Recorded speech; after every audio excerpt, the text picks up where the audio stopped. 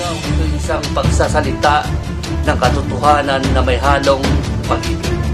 Bring all the glory to God. Ito ang programa na kung saan mamumulat sana ang iyong mata sa isang katotohanan sa huling panahon.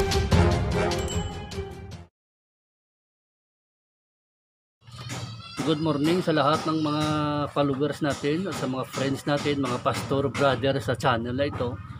Sa mga kaibigan ko dyan sa Leyte, sa Cebu, maraming salamat sa pagsubaybay nyo sa channel na ito.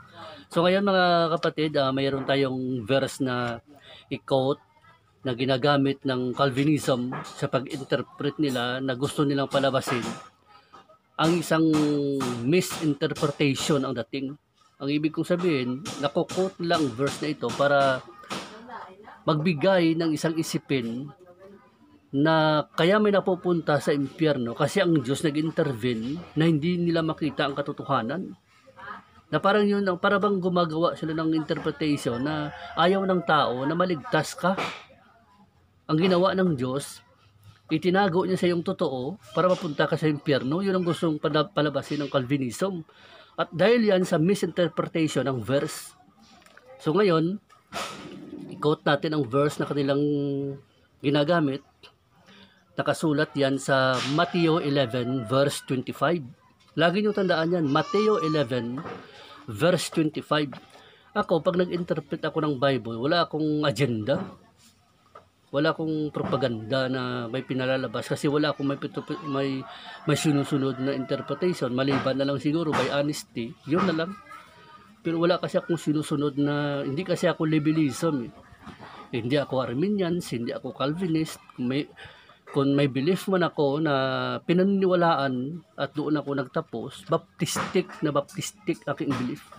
Walang simbog yan, walang halong lason. Okay ba yan? So ang verse na ito nakasulat dito sa Mateo 11 verse 25. Ibigay ko sa inyo ang pinaka-honest na pagpaliwanag sa verse na ito. Basahin ko ang nakasulat sa Mateo 11 verse 25.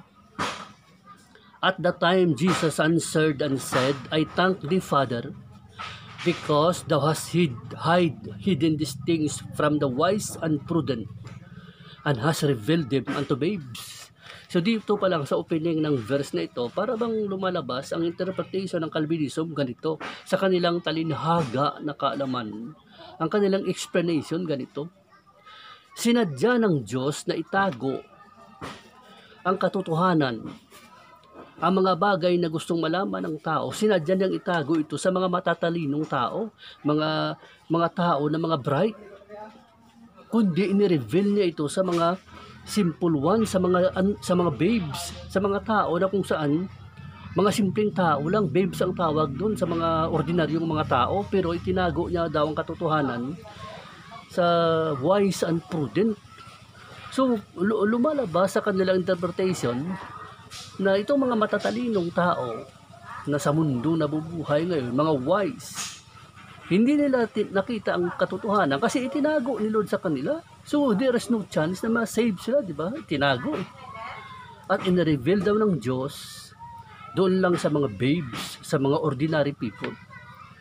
So yun ang kanilang belief. Ibig sabihin sa kanilang interpretation, napunta itong mga matalinhagang mga tao, mga matatalino, mga tao sa kaalaman ng mundo, napunta sila sa impyerno kasi nga hindi nag-allow ang Diyos na makita nilang totoo, itinago eh.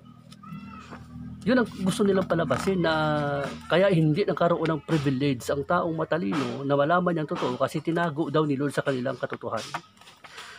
So ang statement ni Christ na yan, na twist ng Calvinism, may kasabihan nga whenever you twist the Bible to fit your theology, it is better to change your theology. Di ba? Wala ka ng option kasi every time pa nag-interpret ka ng Bible, tinutwist mo lang naman. Anong silbi nun, di ba? So ang verse ito kapatid, sinasabi ni Christ ito, na twist ng Calvinisto. Kasi ang totoo, ang wise and prudent na nakasulat na sinabihan ni Christ sa ama niya, tumawag sa ama, sinasabi ang wise and prudent, ito yung mga eskriba, mga Pharisee, mga Sadducee, mga member of Sanhedrin, mga matatalinong tao, religious leader sa panahon niya. Lahat yan, purong matatalinong tao yan. At ang verse na ito, mga religious ruler, kasama na doon ang mga Sadducee, na itinago nila ng Diyos sa kanila ang bagay nito. Kasi nga, ang number one, may reason, may dahilan. Sila kasi nag-reject sa Messiah. Binilang bahala nila ang Messiah na ito, ang katotohanan, ipinako pa sa cross, and then of whom ang truth of God hidden sa kanila. Kasi hindi nila nakita Itinago Ang dahilan kung bakit itinago ng Panginoon sa kanila, it is because they refuse to acknowledge the Messiah. How many times ang Lord nag-shade ng light? Itinago ni Lord sa kanila because they refuse.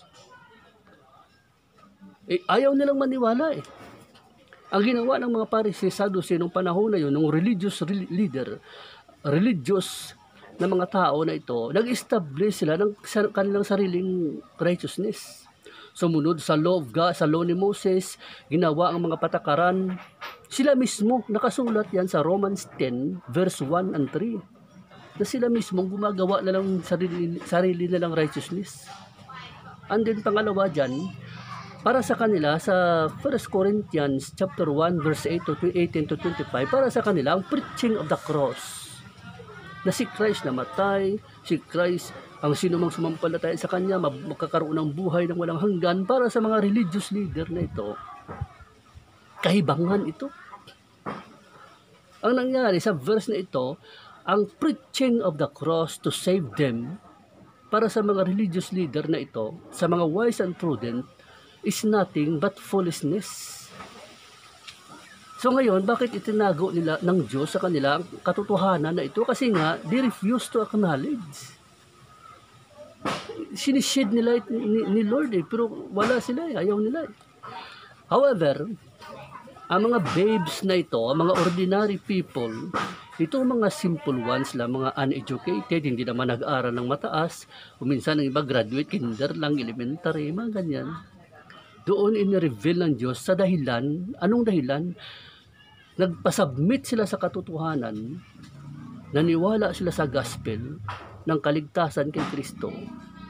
Kaya nakita nilang katotohanan kasi doon ni-reveal ni Lord sa kanila. Ang Diyos hindi nag-predestined na maging bulag ang mga wise and prudent. Sila mismo ang bumulag sa kanilang mga mata. Nakasulat diyan sa verse na yan nga ang wise and prudent, ang mga religious leader were responsible for their blindness.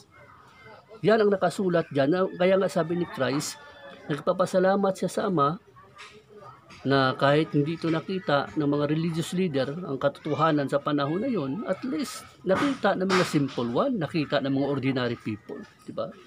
Sa heart lang ng tao yun Kung ang truth of God itinago sa iyo, it is because you are refusing to acknowledge the truth. Ganun lang yun.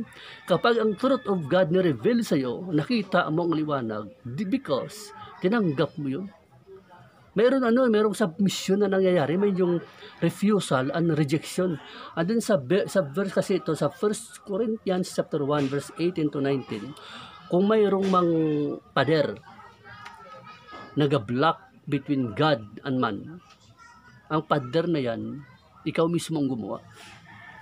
Hindi si Lord naglagay ng pader sa gitna para hindi mo siya malapitan. Ang nilagay ni Lord na bagay niya, hindi pader, cross ang nilagay niya sa gitna para makalapit ka sa Kanya.